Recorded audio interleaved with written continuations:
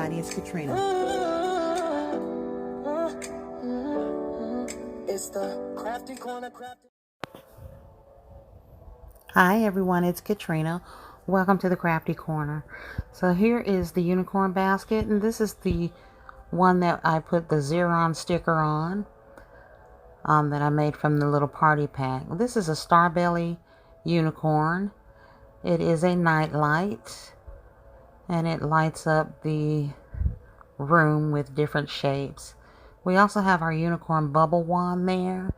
On the top I've placed the peeps and some Rice Krispie treat. The side we have our fluffy Cheez-Its and our ring pops and other candy. And in the back here is our unicorn hooded blanket.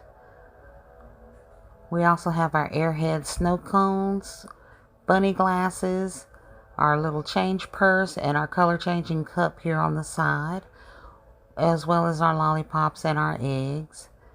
And then we have some more cookies and our ring pops here on the side. And I'll put the peeps with the Rice Krispie treats up on the top. So please tell me what you think of this basket. I am wrapping and bowing, and I'm going to use cello on this and not shrink wrap. Please like, share, comment, and subscribe. Be blessed, but most importantly, continue to be a blessing.